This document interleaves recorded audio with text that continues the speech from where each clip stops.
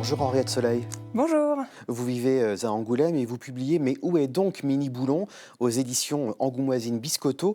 C'est une BD jeunesse coécrite avec Yuri Roseau, l'histoire d'une famille de poux qui vivait des jours paisibles sur la tête d'une petite fille jusqu'à un jour de bourrasque qui les emporte. Et de cette famille de 450 et quelques poux, l'un est porté disparu. C'est Mini Boulon. Que lui arrive-t-il ? Alors Mini Boulon, ouais, c'est le plus petit de la famille et il est séparé de sa famille dans un naufrage en mer et il va arriver sur une île mystérieuse où il va faire la rencontre d'un personnage très grand et un peu énigmatique qui va d'abord l'impressionner, mais tout ne va pas se passer comme prévu pour lui. Justement, ce personnage, c'est Omar, c'est le Bernard l'ermite philosophe. Et voilà, pour la première fois, ce petit pou, il va se retrouver dans une situation où il va être autonome, sans papa, maman, et ça ne va pas lui déplaire. Ah ouais, il va trop adorer d'être enfin libre, d'être comme un grand, voilà. C'est un peu ce qui le pousse à rester avec Omar, en fait. C'est ça qu'il aime dans cette nouvelle vie qui s'offre à lui. Et ouais, en fait, dès le début, on voit que c'est un peu un enfant qui en a un peu marre d'être dans une vie avec beaucoup de monde, trop de contraintes pour la vie en communauté. Et donc là, cette vie toute seule, c'est pas plus mal finalement pour lui. En plus, il a une belle promesse de devenir grand plus vite. Voilà, ça lui plaît bien. Mais il a conclu un marché avec le Bernard l'ermite. Il va se retrouver confronté finalement à quelqu'un de pas si bien intentionné que ça. C'est ça, en fait. Omar, donc, c'est un philosophe, un érudit, c'est un Bernard l'ermite ermite, qui lui promet de devenir fort et intelligent grâce à ses enseignements. Et en fait, finalement, il va un petit peu se servir de Mini Boulon pour faire son ménage, disons-le franchement. Et donc, Mini Boulon va d'abord essayer de se raccrocher. Mais bref, c'est toute l'histoire du récit. Est-ce que Mini Boulon va réussir à se détacher de ce personnage ou Oui, parce qu'il le manipule. C'est ça. Il le manipule et en fait, c'est aussi vraiment un récit un peu psychologique pour Mini Boulon. On va le suivre un peu son déroulement de pensée. Quel chemin prendre en fait ? Est-ce qu'il faut rester avec cet Omar qui lui promet plein de belles choses ou est-ce qu'il faut partir tout seul mais essayer de retrouver sa famille peut-être ? Et en parallèle, sa famille le cherche et ça alterne entre des scènes comme ça avec Mini Boulon et les scènes avec sa famille qui explorent tout le décor coloré de l'île. Parce que c'est quand même un sujet assez grave de traiter de la manipulation à hauteur d'enfant. Comment est-ce que vous êtes parvenu à vous dire « ça, je peux le traiter dans cette BD » ? En fait, c'est un sujet qu'on trouve super important et qui est surtout traité pour un public plus âgé, plus adulte, ado, beaucoup.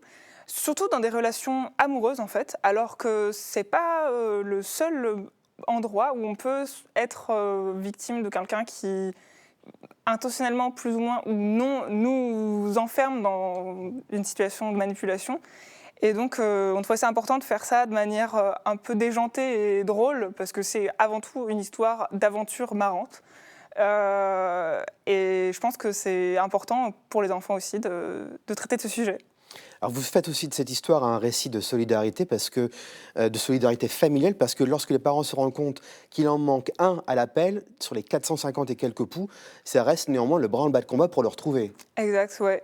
En fait, je suis d'une famille nombreuse et Yuri aussi a vécu. Enfin, on est tous les deux très attachés à notre famille et c'était un sujet qui nous touchait de parler de cette famille nombreuse où on est peut-être même si on est le plus petit, qu'on est un sur nombreux, bah on compte énormément pour nos parents et pour nos frères et sœurs. Donc on parlait de thématiques d'apprentissage de l'autonomie, de solidarité familiale, de manipulation. C'est beaucoup de thématiques. Elles sont arrivées comment dans cette histoire ? Tout en même temps ? C'est arrivé peu à peu. En fait, au début, on voulait surtout faire une histoire marrante qui nous fasse rire et qui soit colorée. L'idée de faire ça à l'échelle insecte, c'est toute une famille de poux qui sont donc les personnages. Et en fait, c'est en créant l'histoire au fur et à mesure que de fil en aiguille, on en est arrivé à parler de ce sujet-là. Et ça nous paraissait super pertinent, donc on est parti là-dessus. D'ailleurs, choisir une famille de poux comme héros d'une histoire pour enfants, c'est assez osé. Une famille de parasites, qu'est-ce qui vous a donné l'envie de parler de poux ? Alors le pou, c'est un insecte qui est à la fois détesté, mais qui est aussi quand même qui est souvent présent dans les livres pour enfants, parce que je pense que c'est un peu l'insecte des enfants au final, parce que une fois qu'on grandit, on en a plus souvent, et donc je trouve que c'est un insecte qui qui déjà, ça fait tiquer de voir un livre qui parle de poux, parce que c'est pas forcément habituel. Et puis, l'enjeu, c'est aussi de les rendre attachants, parce qu'au début, a priori, un pou, on ne va pas forcément l'aimer, mais en fait, vous allez voir qu'à la fin du livre, vous allez adorer Mini Boulon. On va être très attaché à lui, effectivement. En ouverture du livre, vous adressez des remerciements spéciaux à Petroni et à Jacques Demy. Petroni, c'est l'héroïne de Claude Ponty, c'est ça? C'est ça, ouais. On a tous les deux grandi avec les livres de Claude Ponty dont on était fans. Donc il y a Petroni et ses 120 petits, notamment, qui est cité dans les remerciements, et qui est en fait un peu notre référence de immense famille avec plein d'enfants, d'innombrables bébés, et c'est un livre qu'on adore. Et quant à Jacques Demy, en quoi son œuvre résonne-t-elle pour vous, et en tout cas pour ce livre? En fait, on aime beaucoup le film Les Demoiselles de Rochefort, qui, en plus, on est dans la thématique régionale. Il y a une scène dans le livre où il y a une chanson qui est reprise d'une des célèbres chansons de Maxence dans Les Demoiselles de Rochefort.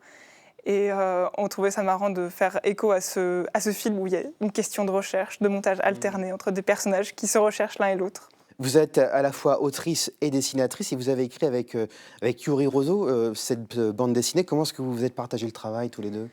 Alors, on a écrit ensemble le scénario, et après on s'est divisé les scènes. Moi, j'ai surtout fait les scènes avec Mini Boulon et Omar, et lui, il a surtout fait les scènes avec sa famille. On a chacun de notre côté fait le storyboard, c'est-à-dire le squelette de la bande dessinée. Et après, moi, au dessin, j'ai tout redessiné dans mon style personnel pour effacer un peu l'alternance des différents auteurs. Et donc, c'est vraiment un livre qui est écrit à deux. Henriette Soleil, merci beaucoup d'avoir répondu à notre invitation.